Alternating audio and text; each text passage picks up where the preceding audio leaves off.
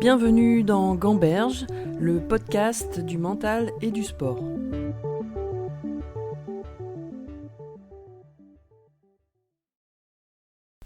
Alors dans cette deuxième partie, on va parler plus de la gestion mentale des matchs. Et pour commencer, j'aimerais bien savoir si tu avais, toi, une routine mentale spécifique, une manière de te préparer avant tes matchs. Bon, on en a tous, tu sais, quand tu commences un tournoi comme Roland, tu as toujours les mêmes routines quand tu gagnes des matchs. Tu as toujours plus ou moins les mêmes routines, les mêmes façons de te préparer. Ça te rassure. Tu vois, quand on voit Rafael Nadal, quand il a ses tocs, c'est sa routine, sa façon de rester concentré. Et Ivan Lendl, il s'arrachait les cils, tu vois, des yeux, il mettait la suie, il touchait. Tu vois, Rafa, le truc qu'il fait avant McEnroe, il faisait comme ça, toi, il tirait sa chemise, Borg, il tournait. Oui, ils ont tous. Même Roger, il a certaines choses. Mais après, c'est de plus en plus exagéré parce que ben, dans ces moments-là, ils ont besoin de ça pour pouvoir rester dans leur zone. Mais toi, c'était laquelle de routine que tu avais ou des choses qui te permettaient d'être cadré? Bah, moi, j'avais pas vraiment de routine en point de vue de toc, plus ou moins. C'était quand je commençais que j'étais bien les premiers matchs, bah, je faisais exactement la même chose. Ça. Mais sur le terrain, tu la voyais pas ce que je faisais. J'avais pas tu vois, ma bouteille à côté de moi, je sais pas mon truc. Bon, après, tu peux très bien commencer, tu bois un coup, après tu t'essuies, après oui. Ça peut très bien se mettre dans ce genre de routine, tu vois, mais pas aussi flagrant qu'un Nadal ou d'autres joueurs comme, par exemple, moi à l'époque, c'était Vitas Gurietis, il changeait son griffe à chaque fois. Bah, c'est ce que fait maintenant aussi Richard Gasquet.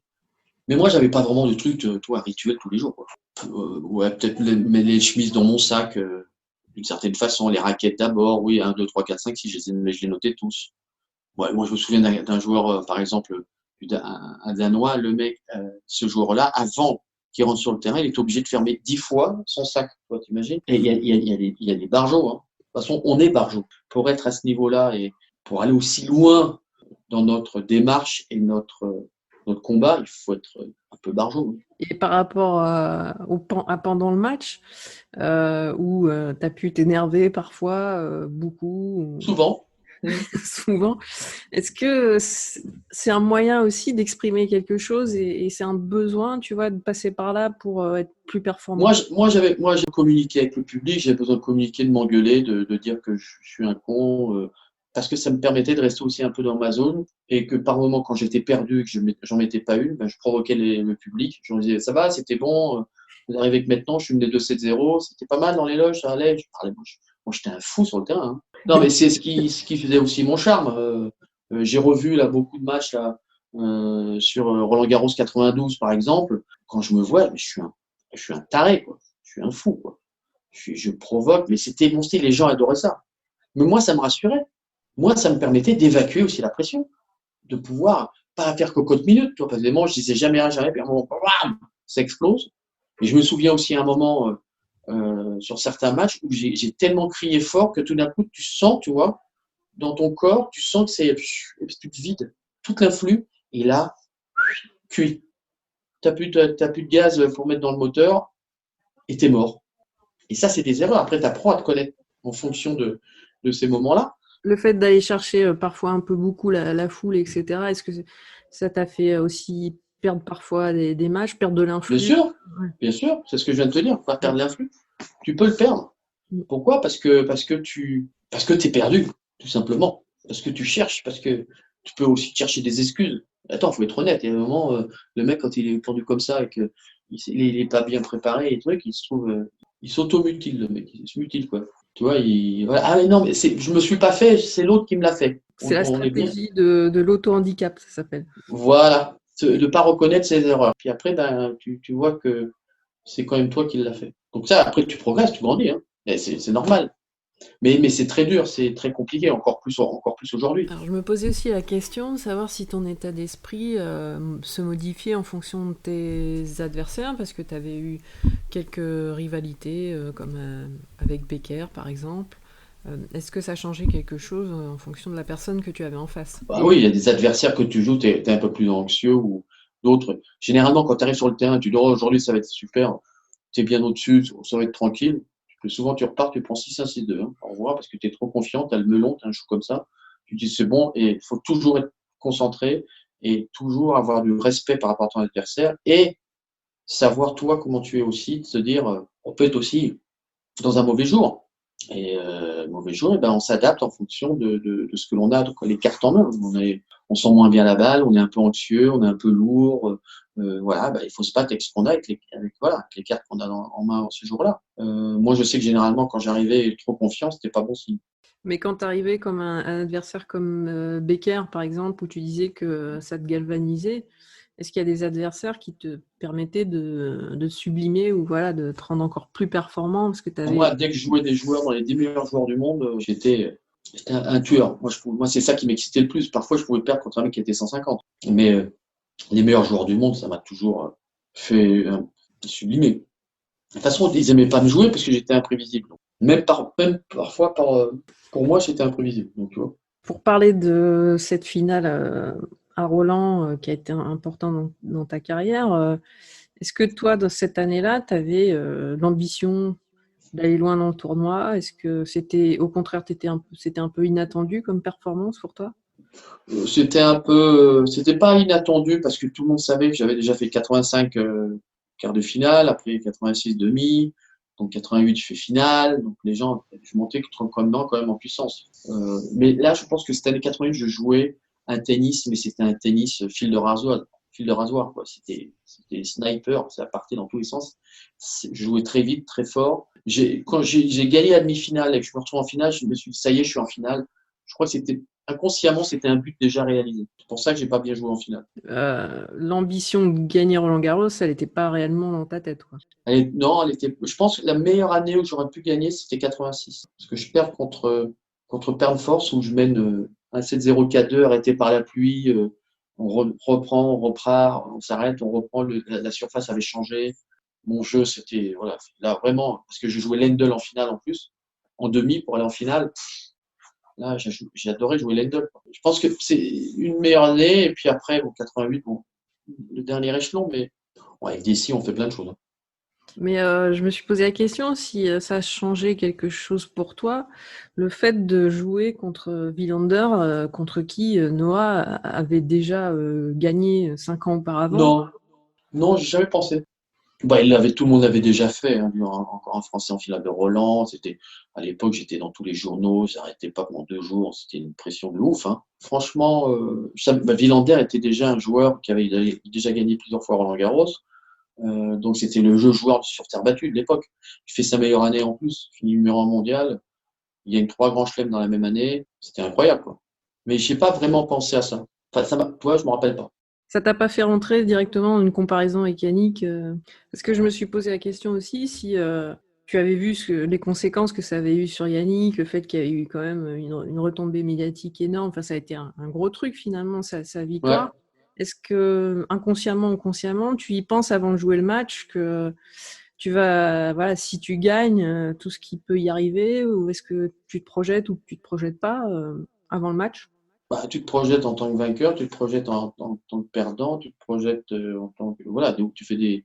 C'était plus sur le match, moi. Hein. Après, tu sais, après, quand tu gagnes, c'est sûr que c'est une autre vie. Hein. Gagner et perdre en finale, c'est un monde à l'envers. Hein. Ça restera jamais un moment très difficile. Mais non, je me suis pas projeté en disant. J'aurais dû peut-être me projeter en disant, tiens, je vais gagner, on va faire un truc, on va faire une fête de folie, ou je sais pas, on va faire un truc différent. Non, j'ai pas prévu. Ouais, la preuve, j'ai même pas prévu un discours, le perdant. Euh, Mais tu avais écrit un bouquin dans lequel tu avais dit le jour de la finale, tu rentres dans cette finale comme tu vas à l'échafaud. Ouais, Est-ce que pour toi, la finale est perdue bien avant d'être jouée finalement? bien sûr, bien sûr. Elle est perdue bien avant. Bien avant, elle est perdue parce que j'ai fait mon match la veille, 10 fois dans la nuit. Tout ce qui était organisé autour était déjà, voilà, on pensait vraiment que voilà, ça allait se faire comme ça, que j'allais gagner, que tout allait bien, voilà. J'ai gaspillé de l'énergie inconsciemment. J'ai pas eu suffisamment, même mon entourage n'a pas eu suffisamment la réflexion et le pouvoir de dire non, maintenant stop. Et ce soir, là, la veille et l'avant-veille, là, du calme à la maison, truc. Moi, je suis arrivé chez moi, quand je suis allé en nuit le soir même, il y avait 30 personnes. Quoi. Comment tu veux rester concentré? Ouais, Henri, tu vas gagner, ouais, c'est bien. C'était une erreur que je n'ai pas commise qu'on n'a pas commis lors de la finale de Davis. L'expérience après. Mais quand tu perds un peu d'énergie avec les gens autour, etc., est-ce qu'au fond de toi aussi, tu penses aussi à la défaite avant de jouer? Tu penses au fait de perdre? Est-ce que tu te projettes sur quelque chose de négatif? Oui, c'est une projection négative, ça c'est clair, bien sûr. C'est pas négatif, la peur, pas pareil. La peur d'y aller, quoi. Donc, est-ce que je vais bien jouer contre Mats, qui était le meilleur joueur du monde? Et je surtout, j'espère pas prendre une branlée, quoi. Donc c'est plus l'inquiétude sur le fait de bien jouer que de se poser la question de gagner ou perdre. Ouais, bah ouais, ouais. Qui était totalement, complètement différent pour la Coupe Davis 91. Où là, je suis rentré sur le terrain et je vais le démonter. Donc la peur te paralyse au début Ouais. du match. Pourtant, tu démarres plutôt pas mal le match. Tu mènes Bah ouais, je 5-4. fais le break, je mets le 5-4, je sers pour le 7. Et après, qu'est-ce qui se passe Et là, hécatombe. Ben là, plus de gaz, plus d'essence dans le moteur, plus rien. Et une hécatombe, après ça fait 7-5-6-1-6-2. Boum, au revoir. Tu disais ça qu'à un moment donné, que tu n'avais plus envie d'être sur le terrain. Non, Comment tu vis ces moments-là qui doivent paraître très longs, où tu te sens pas bien? tu le vis très très mal parce qu'en plus, tu as tout le public à côté de toi qui t'engueule, quoi. Qui te dit, allez, bats-toi, qu'est-ce que tu fous? T'es vraiment un loser. Enfin, voilà, j'ai des noms d'oiseaux, hein. Donc, et après, tout s'enchaîne. Après, tout s'enchaîne, ça devient une catastrophe. Catastrophe. Une réaction nulle, arrogante, où je pète complètement les plombs, quoi. Mais pendant que tu joues, il n'y a pas quelque chose qui te remet dans le fait d'essayer de te ressaisir ou de gérer ses pensées. T'arrives pas à te raccrocher. Non, non, non, rien du tout. Non, je suis parti. Je suis rentré dans le trou noir, là. Aucun arrêt, rien, descente aux enfers, pas moyen de pouvoir se ressaisir. C'est marrant. J'ai l'impression d'être vraiment voilà, dans le trou noir, quoi. Le premier set, après 6-1-6-2, je sais même plus où je me souviens de rien. Quand je revois les images maintenant sur YouTube, je revois deux, trois trucs, mais même pas. J'ai qu'une envie, c'est de me barrer, avec une petite souris, de faire comme Martina Hingis, d'aller dans les vestiaires et puis de revenir après. J'aurais mieux fait de faire ça, d'ailleurs. Ouais, non, bah, c'est important de savoir que des matchs comme ça, ça doit être très dur à vivre mentalement, justement. Comment tu Mais te, non, mais moi, mentalement, et puis toute l'année qu'on suivit, les Jeux Olympiques, Bercy. comment tu te reconstruis après ça, Ah finalement? bah t'as intérêt à avoir une force de caractère, hein. T'as intérêt à avoir, comme on dit, il faut les mettre sur la table, hein, parce que sinon t'es mort.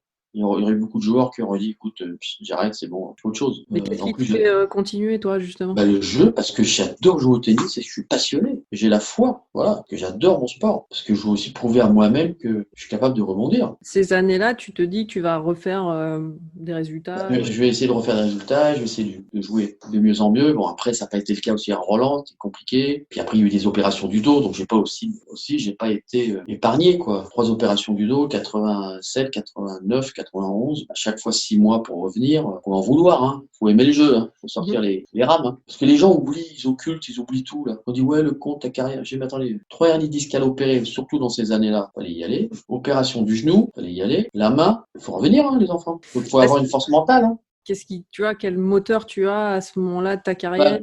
Bah, tu sais, quand tu prends ça en 87, déjà, toi, tu t'en prends une, tu reviens à 88 en finale de Roland, quoi. Pas mal. Après, tu as 89, donc tu t'en refais une, parce que quand ils ont ouvert, ils ont dit il y en a trois, donc on va pas faire les trois tout de suite. Et puis après, je fais une récidive en 91. Donc, mais c'était, en fin de compte, pour les gens, j'étais fini. Même Jean-Paul Lotte, JP que je connais bien, il me fait non, non, Henri, il n'a pas été opéré, c'est pas possible. J'ai dû lui faire voir ma cicatrice. On sait jamais que j'étais opéré. Il fallait avoir une force mentale assez exceptionnelle pour pouvoir faire abstraction de tout ça et de se remettre en question à chaque fois, parce que c'est une nouvelle avec tout ce qui s'ensuit. Sponsor, divorce, t'as la totale. Quand ça arrive, c'est la totale. Tu prends tout dans la gueule, et puis après tu reviens. Tu reviens encore plus fort. Et puis après, bah, tu reviens super fort pour 91. Et là, ça a été fabuleux, parce que là, j'ai saisi ma chance, quoi. Justement, ce match, je voulais en parler évidemment, où Guy Forget perd le premier match et toi, tu lui dis, quand tu le croises pour partir, finalement, que t'inquiète pas, Non, je, non, ouais. je vais lui mettre une branlée Ouais, à je le son. mettais à me branler. Il était allongé sur la table de massage, il était effondré. Je lui tape sur l'épaule, je lui dis t'inquiète pas, on va revenir à un partout, je vais lui mettre une branlée à l'autre. Comment est née cette conviction dans ta tête? Bah, moi, je l'avais déjà travaillé en amont depuis un mois, depuis toute ma rééducation que j'ai pu faire à centre de rééducation fonctionnelle à Tréboul-Douarnenez avec le médecin Gilles Solo et Patrick Chamagne. 3 mois où là, c'est comme si tu prenais En fin de compte, on avait un bon super moteur, mais on n'avait pas de châssis. Il fallait construire un châssis. Donc le châssis, il fallait le modifier parce que le châssis qui était avant un peu souple, c'était fini. Maintenant, il est raide, mais on va le renforcer, on va lui mettre des muscles, on va travailler techniquement, que ça soit encore plus performant. Et puis surtout, on va mettre un moteur, on va le bosser et puis on va le pousser à fond, à fond, à fond, pour arriver à un niveau qui soit tel que dès qu'il joue un peu en dessous, il a quand même une marge de sécurité. Et c'est ce qui est arrivé. Et donc mentalement, moi, je pouvais courir, traverser, je traversais le mur. Je suis arrivé après à Neuchâtel pour le stage, c'était le moment incroyable parce que j'ai joué contre tout le monde, je les battais tous. Donc l'intelligence de Yannick et de Patrice en disant non, on va pas le faire jouer contre Guy parce que s'il met une branlée avec Guy, après Guy il va commencer à paniquer. Donc on dit non, on préfère les faire jouer en double tous les deux. Mais moi je savais que j'allais jouer parce que j'étais dans ma zone depuis 3 mois. Ma zone c'était d'être prêt et de gagner. Il n'y avait même pas dans ma tête un moment de dire je vais perdre. Non, je vais gagner. Donc là, l'approche du match par rapport à la finale de Roland-Garros, elle est pas sur la peur. Non, elle n'est pas sur la peur, elle est au contraire sur la revanche. J'ai utilisé tout ce que j'ai pu faire en 88 de négatif pour le tourner en positif et on peut le dire, en violence, quoi. C'était violent, c'était un truc de fou. Dès le deuxième point, je sautais comme un cabri, le public était là, il dit, mais c'est quoi, qu'est-ce qui se passe, quoi. Est-ce que tu penses que ce match-là, c'était une nécessité pour toi de le gagner Ah oui, il fallait que je gagne, il fallait que je renverse la situation, il fallait que je prouve à moi-même et aux gens que oui, j'étais capable d'être un champion et de gagner les matchs importants et de faire gagner la Coupe Davis 59 ans après, quoi. Ça, c'était quand même assez extraordinaire. En plus, dans ces conditions-là, Sampras, Agassi, Flax et Gouzeau, incroyable. Et est-ce que ça a joué aussi pour toi dans ton état d'esprit, le fait que là, on t'attendait pas forcément, puisque tu revenais de blessure, t'es 150 mondial. Est-ce que ça a pu t'aider dans ton approche du match aussi? Ah oui, c'était David contre Goliath. Quelqu'un qui avait une force mentale, une puissance hors norme contre quelqu'un qui était un jeune joueur américain qui a fait la carrière qu'il a fait, qui avait 15 grands chelems. Puis de Sampras, c'est le premier match de Coupe Davis. Quand on le voit, c'est un bébé, quoi. Moi, j'avais bientôt 30 ans. Donc, et là, on voit vraiment l'énorme différence, c'est la force de position et de prise de risque qui était tellement. Mais c'était à la fois calibré, organisé, géré. C'était 3 jours parfaits. Et pour reprendre la comparaison que tu faisais avec la finale de Roland-Garros, où tu dis qu'à un moment donné, tu as réalisé que c'était une performance finalement d'être en finale. Là, dans ce match, est-ce qu'à un moment donné, tu réalises quand même que tu es en train de faire une performance ou tu n'es même pas en train de penser à ça? Non, j'étais vraiment concentré quand on voit bien le match. À chaque fois, je soufflais beaucoup, souffle, souffle.